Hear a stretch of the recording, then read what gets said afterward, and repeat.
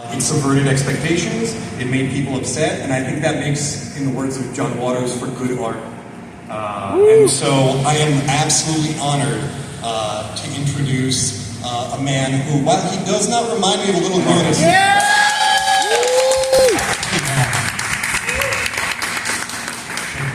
absolutely. Hey guys, so what you're about to see is on the stage. Yeah, of course, absolutely no problem. What you're about to see truly has been a labor of love, and you'll see why. Definitely labor.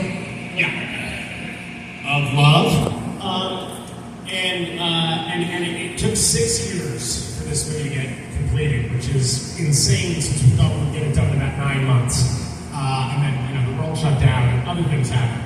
I mean, it was 9 months, just spread out over 6 years. Yeah. So this story is near and dear to me, and I have to tell you, I had incredible partners. One, Deborah Sullivan, my producer partner.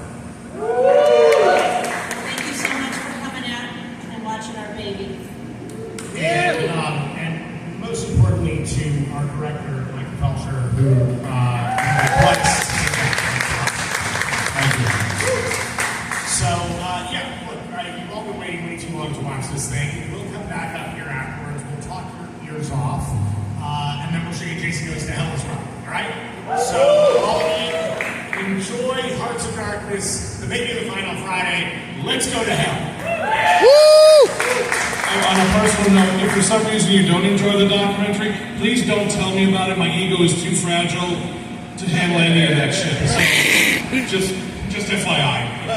And please stick around after Hearts of Darkness. We're going to be doing a giveaway of some amazing Blu-rays, and then after the movie, we're going to be doing a Q&A with Mr. Adam Marcus.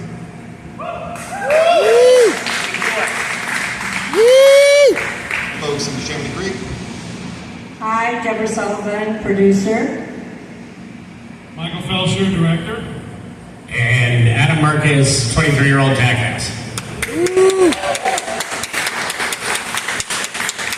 And we're just going to do the intro again. I'm Dr. Benny Graves, veterinarian, writer for Rhubarb Magazine, and wow, they love me here. Don't eat the lobster. And this is a personal favorite for me. This is a cult favorite for me. I have a history of when I was a wee lad raised by Eastern European parents who wouldn't let him watch any scary movies. I would walk around the video store, and there were some covers that always struck me. One of them was Dead Alive. It's kind of similar, actually, to Silence of the Lambs cover always freaked me out with the dead set mouth over the mouth. And but one of them, the biggest one, was Jason Goes to Hell. Because my little brain couldn't wrap around the notion of what it could possibly be. Like, I knew Jason was a killer slasher, and he chopped people into Hamburger Helper, and here was an image of a chrome mask with this big dick monster coming out of it, and flames set behind it, and when you're little and your imagination is at its fullest, the places that can go is unforgivable. So it's a movie that I didn't see until much later on VHS, and it really struck me as being very unique. And I never had like a weird, like, where's the hockey mask kind of moment. I had more of like a, holy shit, there's a lot of stuff happening here, including the Evil Dead connection, which we'll talk about. But, and these are questions for all of you guys, so I'd love to hear about it. At the time when it came out, it was polarizing, and then it kind of has that cult following now. And I think an important cult and genre element of it is Mr. Creighton Duke. And even watching him now in the documentary, he's got some real Fred Williamson energy going on. So I'm wondering, oh my God, something's happening. I'm wondering when we're going to get a blaxploitation Van Helsing Creighton Duke shit. We're actually developing it. Scully Crew is developing the Creighton Duke movie, the standalone film. With Steven Williams. Holy shit. Who we were literally just with 2 weeks ago.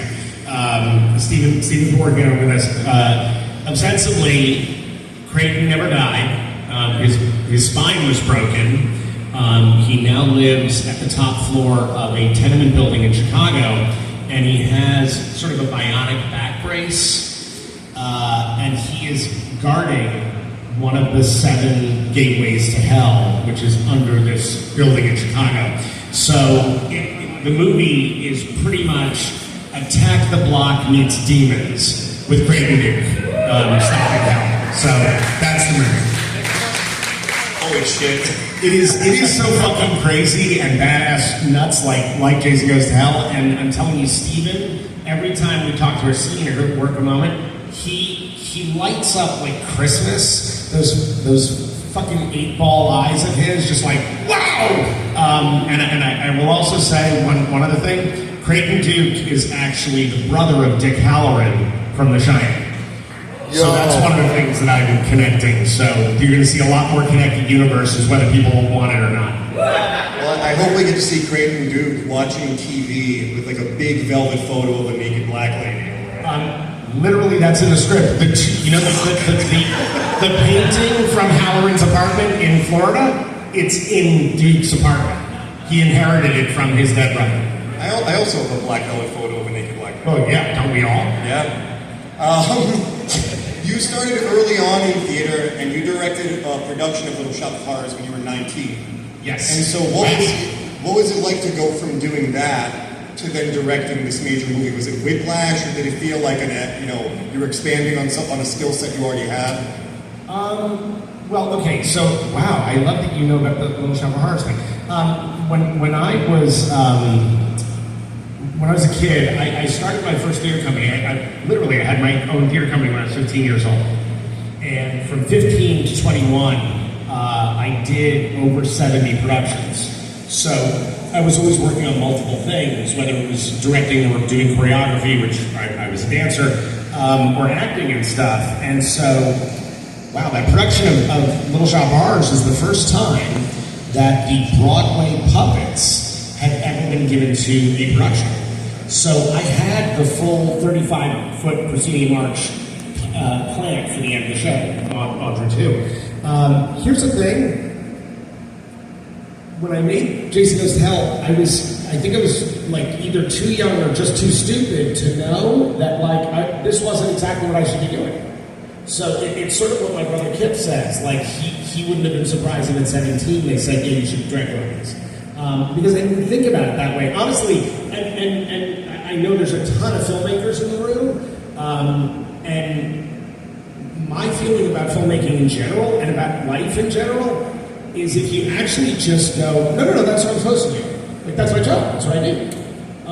I think that's a much healthier way to approach the things you want in this world, because it's real easy to just not get it or to think you're not worthy of it. I never thought I was unworthy of this movie. Like, I'm like, no, I'm going to do this, it's going to be awesome.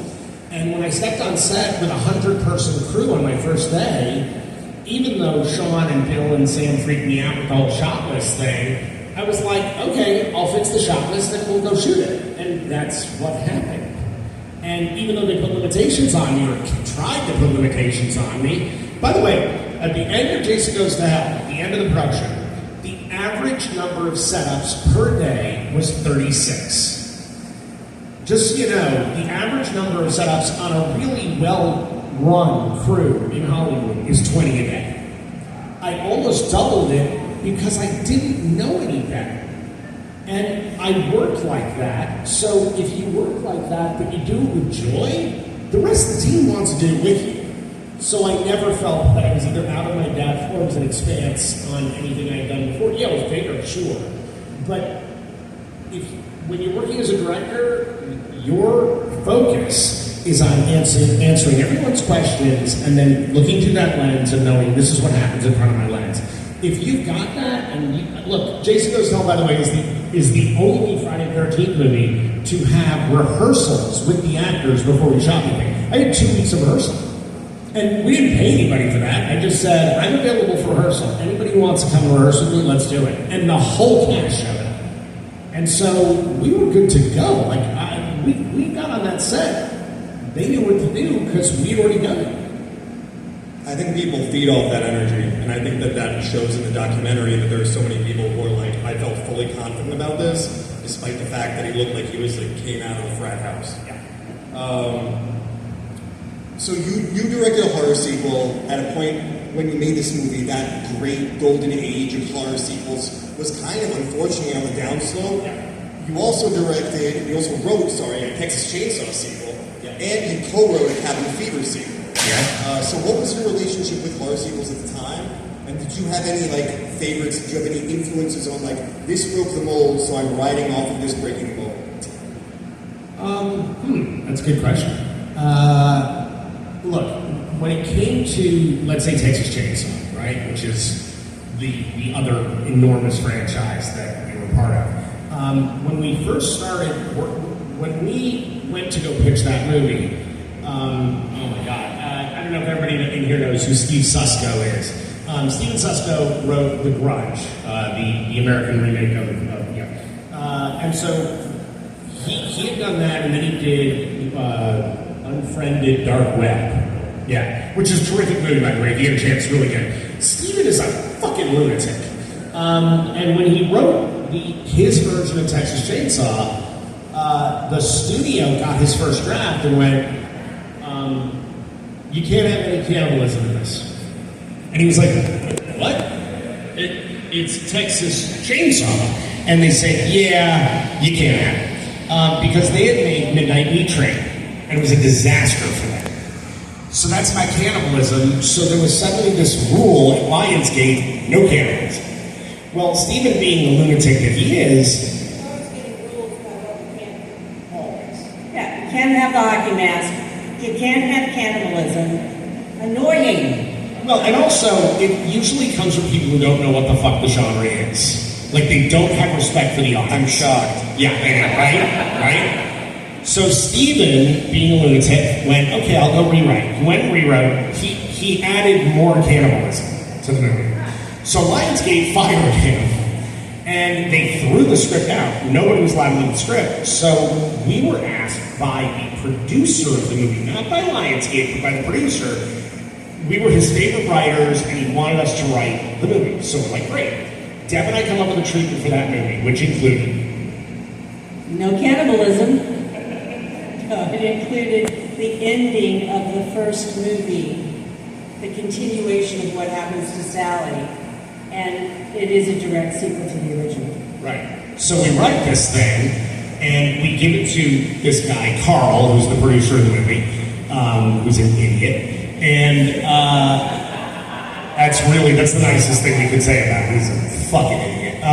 But we give him this treatment, and he takes the treatment, gives it to Lionsgate, and tells them that he wrote it. And Lionsgate gives it to 17 other writers. So Deb and I now are told we're going to come in and pitch the thing we created, along with 17 other writers who are now going off of our treatment. So I was like, what is happening? So Deb and I actually wrote a 20-page treatment for the movie, and we wrote the first 11 pages of the film, because we're like, this is our idea. We know we can fucking smoke all these other people. Also, Lionsgate was in a rush because they were going to lose the rights. So we wrote the first 10 pages saying, see, look how quickly we write. From just those two things, they were like, holy shit. And we beat, truly some of the biggest teams in the industry for that job. So, when we finished the script, and by the way, we did not write the line, "Do your thing, cuz." I can't believe it. We also did not write a woman from Chicago coming to Texas and saying to someone who lives in Texas, "Welcome to Texas, motherfucker." That is not in our script. Also, there's no smartphone in our script because the movie takes place in 1993, not 2007. So there's no smartphone. That's not a scene in our script. So, yeah. We were also told we were writing a $20 million 3D movie. And they made an $8 million 3D movie. So, when Toby Hooper, who I adored, when Toby read the script, he called Kevin at home. Am I? This one? What? Keep going. When Toby Hooper read it, he called us at home and he said, "Hey guys, I just want to tell you, I read the script and it is truly wonderful. I want you to know that you wrote the true sequel to the original film." And I said, "You wrote and directed Chainsaw 2." And he said, "I reiterate, you wrote the only true sequel to the first movie." I'm telling you, I looked at her and I said, "You can put me in a box. Like, I'm done. I hit all the goals I need to do. I got that call from Toby Hooper. I'm good to go." So Toby was incredibly influential in what we did with that franchise. When it came to Cabin Fever, I don't like that movie, and I really don't like the sequel. So when Deb and I were hired to do it, we were like, "Yeah, so what do we need to keep?" And they said, "A virus." I was like, "Great, done." And we wrote a movie that to this day, I mean, by the way, you think Jason Goes to Hell is bad shit. It is a combination of David Cronenberg's They Came From Within, aka Shivers, and Lucio Fulci's Zombie. That's the movie. Strong sell. It is. With lots and lots of nudity and sex. There's so much sex. Oh my god. Oh my god. They in fact, when we finished the script, the company that hired us in Domina, they loved the film. They loved the script.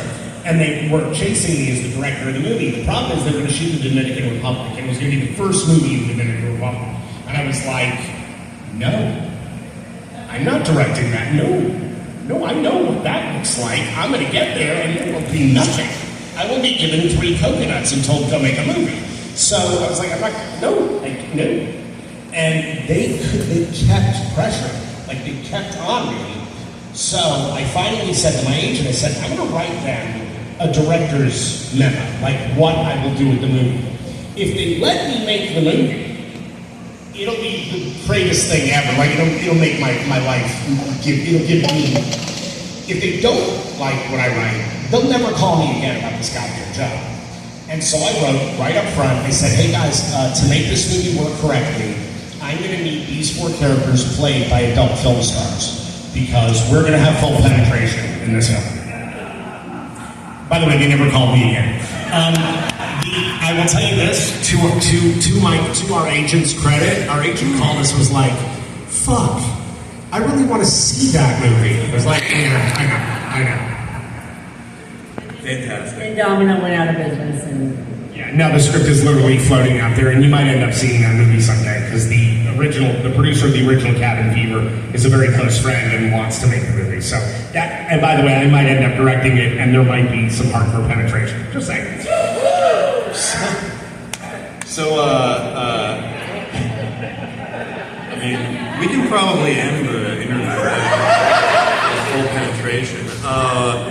There's a lot of elements in this movie that suggest your love of the genre, and Mike, you shot me in the foot with the Evil Dead stuff, because that's some of the most exciting stuff. The Kandarian Dagger, borrowing the Necronomicon from Sam Raimi. But then there's also, like, your big Bates house, the Voorhees mansion, and you've definitely got some, like, black magic stuff going on. And that speaks to, like, love the genre as a whole. And I think that comes through. Is there anything else you can talk about with that Evil Dead connection? I mean, look, it's this simple. We couldn't use the Evil Dead officially, but okay, all of you are lifelong Jason fans, right? Like hardcore Friday fans, right? I'm assuming. Okay, I am too. There is a big fucking problem in the timeline of Friday the 13th, because in the first movie, he is a dead 11-year-old who's been living in a pond, for decades, right? And at the end of the movie, he jumps up, right? And the only reason he jumps up, the only reason that happens, is because Sean Cunningham knew that Carrie made a lot of money, so I'll do the thing that happens at the end of Carrie. That's truly why he put it in there, and he'll tell you that. When Paramount went to make the sequel, Sean hated this idea of Jason being the story. And so, instead of doing that, He left the project. They went ahead with Jason, and the movie takes place 2 weeks after the original film. It's 2 weeks, guys. When Jason shows up at Alice's house, he's 160 pounds heavier. He can read because you had to find an address. You had to look in the white pages back then. He's learned to drive because I don't think he walked through town wearing a sack with a head in a basket. And he also has this incredible sense of humor because he puts the head in the fridge and then hides. And he waits till she goes to the fridge. This is going to be hilarious. Okay. Then, by part 4, he's really killed. Part 5, he doesn't show up. Roy does. By the way, does anybody ever wonder about part 5? Like how Roy has that great newspaper photograph of Jason in his wallet? It's pristine. It's in perfect shape, but I just go, what happened to that photographer? Like, give me that story. I always just pictured it was a paparazzi who just walking by and go, "Hey, Jason, what a scoop!" Jason just wandered up. Yeah, I gotta say, as you're talking about all the continuity issues, you're kind of fucking up these movies for me. Thanks. Kind of like how Indiana Jones doesn't affect anything in Raiders of the Lost Ark. That's a bunch of. I hate that fucking theory so fucking much. That was the one goddamn thing I was waiting for in the final season of Big Bang Theory, for them to take that theory and shove it up someone's ass and just refute it. But bullshit. I get the fact. I'm gonna re-edit the documentary. This is what makes us a great team, by the way. This is the magic. Goddamn movies about Indiana Jones or the Lost Ark. It's about Indiana Jones and his faith and his belief. It has nothing to do with what. Anyway, by 6 he's zombie Jason, and by 8, I mean, guys, he's already beaten Carrie. Like Carrie comes back into the series, and then he takes a boat ride to Manhattan from New Jersey. I mean, we all understand how fucking wrong that is, right? Like, that's a 20-minute ride. That's not days of cruising. And then he goes to Montreal. So it's Jason goes to Montreal. So this is where they flood the sewers with toxic waste nightly. Well, dude, I mean, in New York they do that too, so come on. That's true. That's under Giuliani. It's over now. Right. But here's the thing. All of this stuff gets solved by Jason Goes to Hell. Because why is it so crazy that Pamela Voorhees, when she's desperate to have her child back, wouldn't she go to the dark arts? Wouldn't she look into black magic? And she could get her hands on the Necronomicon. No, there's not just one. Oh my God. And wouldn't she try to raise her son from the dead? Now imagine that little boy wakes up in the muck and mire of Crystal Lake, covered in years of sediment, and is terrified in the cold and can't get through. And he looks up through the water and he sees his mother, lakeside. He sees her. And then he sees her get her fucking head cut off by that lady. Well, sure, he's gonna jump up out of the water. He's still the 11-year-old, dead-eyed Jason. Well, I totally buy him getting 160 pounds of body weight in 2 weeks if he's part of the Evil Dead. And I totally buy him being a zombie and not being able to be killed and fighting Carrie. And all these things all of a sudden make perfect sense.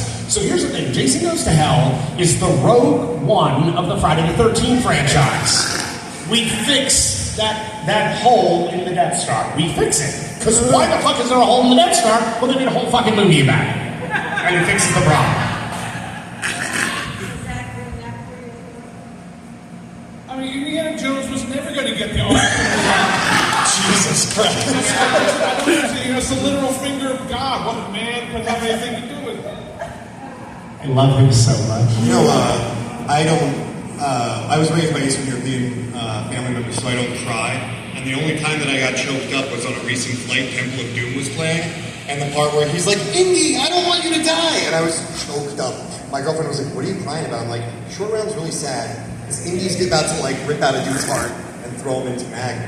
Anyway, so let's talk about, the hard part with a movie like this is it develops a huge cult following, right? And it's like, there was always a kid in the back of the bus who told you about like the Leatherface versus Jason movie, and you're like, oh yeah, I believe you, I'm 7. And you had no way of knowing that. And there was a lot of outrageous takes initially that you read about online where like it was supposed to be Jason's dad who ate the heart, or there was supposed to be, you mentioned in Warzone issue 26 that there was supposed to be a different antagonist, like an antagonist to Jason. Yep. So what were some of these like really outrageous elements that ended up getting like thrown out or not used? The opening of the original film was a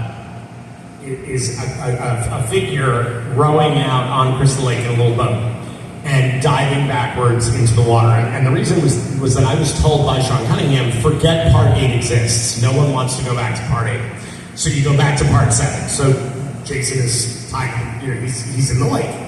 So this figure dives back, brings Jason's body up, rows back to shore, and pulls him into one of the cabins, which he's turned into a makeshift operating room. And he starts to do an autopsy on what's left of Jason's corpse, pulling open the chest, revealing the chest cavity, and you see this like this heart, this black, disgusting, shriveled heart.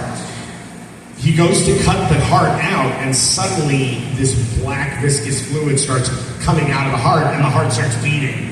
Jason's eyes open. He reaches up, grabs this guy. Now the guy is holding Jason's heart, trying to yank it out of his chest, while this guy is crushing Jason's head. I mean, he's crushing this guy's head, Jason is. This tug of war to the death is happening, and finally this guy rips Jason's heart free from his body. Jason falls dead for good. And then this guy pulls down his mask and eats this heart. This is Elias Voorhees, not Jason's father, Jason's brother. And he was the brother that was the ignored brother of the two. Mommy loved Jason because Jason's head was smooth and pretty. This guy, yes, this guy is a mass of like pustules, and he's fucking hideous. And so he's the ugly brother of the two Voorhees boys. And what happens is that Elias ingests this thing, and what he does is he ends up with Jason in him. So now you've got 2 evil for the price of 1. That was the antagonist of the movie originally. By the way, the movie was so fucking angry. I mean, it was 21. It was angry. You're an angry young man when you're 21. And it was ugly and disgusting. And New Line was like, yeah, we love this whole body hopping thing and the eating of the heart. We got to get rid of the brother. It's a little too dark, a little dark. So that's when we kind of softened it and went to what we ended up with Jason Goes to Hell. And also, I allowed my sense of humor to get in the movie, which I wasn't going to in the first version of this. Fair. Michael, a question for you is, so what was your relationship like with Jason Goes to Hell when it came out? And did the interest in it, did it become an obsession? How did this end up happening ultimately? Well, I was a Fangoria kid, and I loved horror movies, and I was a big fan of Hell. It follows none of that, and all of a sudden he's hopping from body to body, and I'm thinking, well, when the fuck did he ever do this? It's a little late in the game for him to suddenly decide he can do this, and it's all that stuff. So I walked out going, and of course it was R-rated. So the tenth scene is basically him walking up, someone screaming, and then Richard Gant walking away. And so there was a lot of stuff missing from it. I just walked out going, well, that was, okay, sure. And then the unrated tape comes out, which was the first time they'd ever done that. None of the Freebies Friday the 13th. Yeah, I only have the R1 and they have the yeah. And at that time, if everyone I'm sure remembers quickly, they was cutting the shit out of the Friday the 13th movies. 7 in particular was just like, it was literally mystery. And I'm watching the unrated tape, and now I've let go of all the other 8 films. And I'm actually watching the movie that Adam made, and I'm thinking, well, this is actually pretty clever. And then the 10th scene happens, and I'm just thinking, yeah, I mean, I wonder if they cut anything. Oh my God! Holy shit! So then it's like, oh, this movie's fun, and suddenly it was like, again, I realized this with so many movies when I was younger. I was going in with my own expectations and my own checklist of what that movie had to provide, and that's not fair. It's what the film. I have to go with. What is the filmmaker? What's the story the filmmaker's trying to tell? And does he tell that story well? And in this case, it was. It was really. In watching now, having worked on the documentary, it is a very well-made movie and much more expensive than the $2.5 million. I would never have guessed you had that little, based on the amount of shit that goes down in this movie. Yeah, So, K&B, like, the stuff that you guys shot for K&B is wild. Like, the fully naked Jason, who is missing his schlong, which is fine. It's fine, because he's Well, he in doesn't the need lake it for and much water, of and there's not, like, anything. bones down there, by the way. Well, one of the Yeah, there we go. one of the rules that Sean had was no angry pickle. That's a real thing. He actually He's said got that the to me. loop around it, because you got a naked man shaved. Well, I had a lot of naked guys in the movie, but literally it was like, no angry pickle, Marcus. I was like, okay, cool. I'm not gonna. I mean, what? what was really also great is whenever you put a documentary together, you want as much archival stuff as possible, because talking heads can get monotonous after a while. And the great thing about makeup effects artists is that they, especially the ones that were working in the 80s and the 90s, they document everything they do. If it's not pictures, it's video, because they want to, A, remember how they did this shit, and 2, show off how they did this shit, and then also share with their friends in the industry, hey, how did you do that effect? Well, here's a tape of us doing it. You can, use this as a guide.